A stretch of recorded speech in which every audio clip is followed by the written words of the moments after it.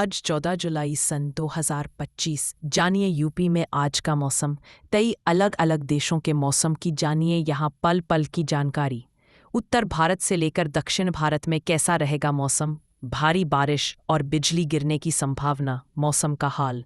पूर्वोत्तर से लेकर पश्चिम भारत में ठंड रहेगी या गर्मी का रहेगा सितम। देश के किस हिस्से में अधिकतम तापमान रहेगा, किस हिस्से में न्यूनतम तापमान होगा।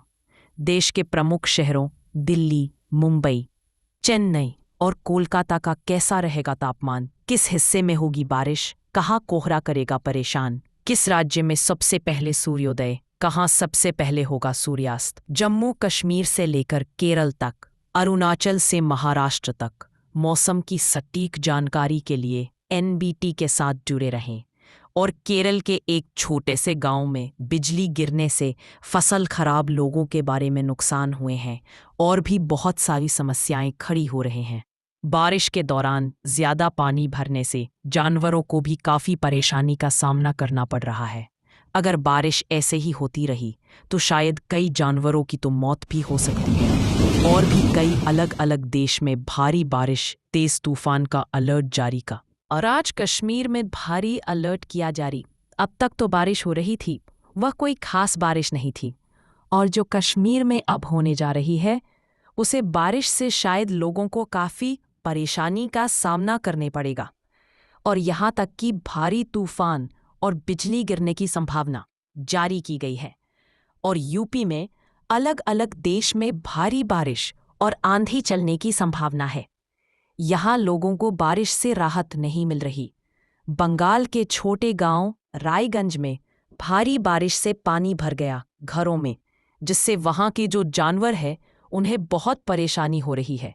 ऐसे ही बहुत सारे देशों में भारी वर्षकालत कार्य किया गया है।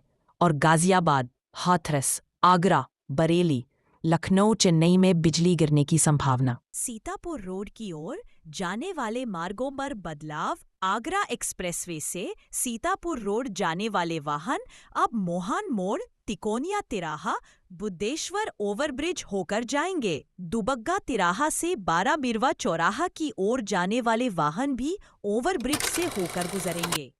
बाराबिरवा मानक नगर से सीतापुर रोड दुबग्गा जाने वाले वाहन को भी बिद्देश्वर ओवरब्रिज से होकर जाना होगा। 6. नहर तिराहा से बुद्धेश्वर चौराहा की ओर मार्ग बंद। इस मार्ग पर सामान्य यातायात की अनुमति नहीं होगी।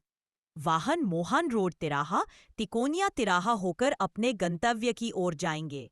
आपात सेवाओं के लिए छूट। डायवर्जन व्यवस्था के दौरान एम्बुलेंस, शव वाहन, अग्निशमन वाहन, स्कूली वाहन आदि को यदि वैकल्पिक मार्ग उपलब्ध न हो तो स्थानीय पुलिस या ट्रैफिक पुलिस की अनुमति से प्रतिबंधित मार्गों पर प्रवेश की अनुमति दी जाएगी।